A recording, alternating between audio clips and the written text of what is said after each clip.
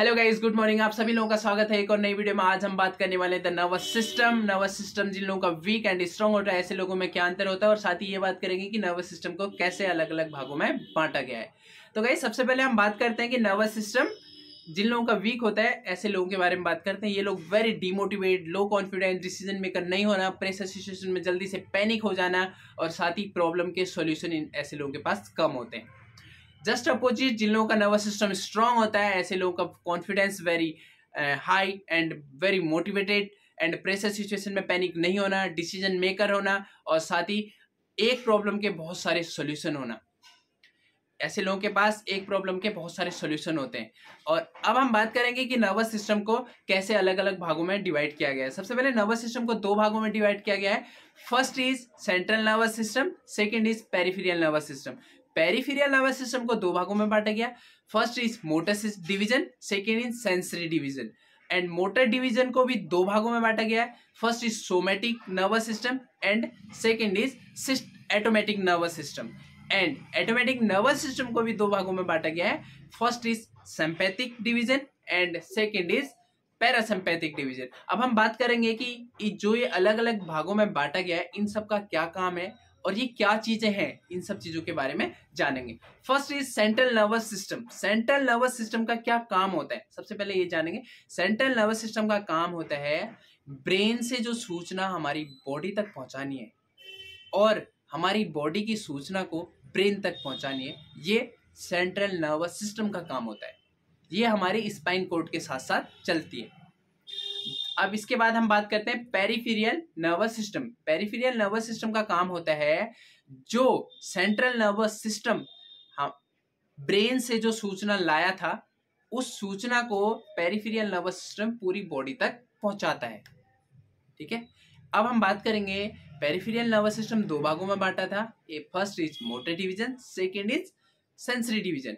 Motor division चलना फिरना और जो भी हम अपना स्केलेटन मसल यूज करते हैं, ये सारा मोटर डिवीजन में आता है। एंड सेंसरी मतलब सेंस, जैसे टेस्ट, टच करना, ठंडा गर्म, ये सारी चीजें सेंसरी डिवीजन में आती हैं। एंड मोटर डिवीजन को दो भागों में बांटा गया था। First is somatic division and second is automatic division. Somatic ऐसी एक्टिविटी जो हमारे कंट्रोल में होती है, जैसे चलना फिरना, कोई भी काम करना, ये हमारे जैसे अपने मसल्स पे वर्क करना, जो भी काम है, ऐसे काम, ऐसी मूवमेंट जो हमारे कंट्रोल में है, वो सोमैटिक नर्वस सिस्टम पे आती है। And just opposite automatic nervous system. Automatic nervous system ऐसी मूवमेंट जो हमारे कंट्रोल में नहीं होती है, ऑटोमेटिक होती है हमारी बॉडी के अंदर, जैसे हमारा दिल का धड़कना, ठीक है, हमारा किडनी, ऑर्गन्स, ये सारे ऑटोमेटिक डिवीजन में आते हैं, ऑटोमेटिक नर्वस सिस्टम में आते हैं। एंड ऑटोमेटिक नर्वस सिस्टम भी दो भागों में बांटा गया था। First is sympathetic division, second is parasympathetic division. Sympathetic division ये इमरजेंसी सिचुएशन में आता है, जैसे हमारी एग्जांपल के लिए हमारी फाइट हो रही है, तो उस टाइम पे ये चीज एकदम से हमें एनर्जी दे देती है और हमारे पेन की जो सेंसिटिविटी है उसको कम कर देती है। कि उस टाइम पे हम ये सोचते हैं कि कैसे हम इस प्रॉब्लम से निकलें। ये नहीं सोचते कि यार हमें पेन होगा या कुछ ऐसी चीजें नहीं सोचते हैं, कोई आपको मार रहा है तो उस चीज के बारे में नहीं सोचते हैं। जस्ट आपके ये सोचते हैं कि इस सिचुएशन से कैसे निकला जाए। और उस टाइम पे, लड़ाई के टाइम पे, हमारी बॉडी में ज्यादा पावर आ जाती है। अब ये पावर कहाँ से आती है? Parasympathetic division, parasympathetic nervous system.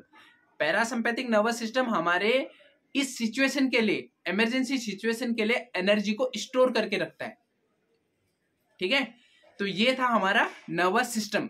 Nervous system कैसे काम करता है और नर्वस सिस्टम को कैसे बांट रखा है, ये था। जैसे देखा होगा आपने कि बहुत सारे चैंपियन, जैसे विराट कोहली हो गए, हुसैन बोल्ट हो गए, और बहुत सारे स्पोर्ट्समैन, ये लोग ना, इन लोगों का नर्वस सिस्टम बहुत स्ट्रांग होता है। ये लोग एकदम से घबराते नहीं है। प्रेशर सिचुएशन आती है तो आराम से कूल एंड काम रह के उस सिचुएशन को टैकल करते हैं, उसको आराम से उस सिचुएशन से अपनी टीम को निकाल ले जाते हैं। या फिर इंडिविजुअल गेम है तो अपने आप को कूल काम रख के अपने आप को उस सिचुएशन से निकालते हैं और अपने आप को एक अच्छे मुकाम तक पहुंचाते हैं, अपने नर्वस सिस्टम को कंट्रोल एंड स्ट्रॉन्ग करके।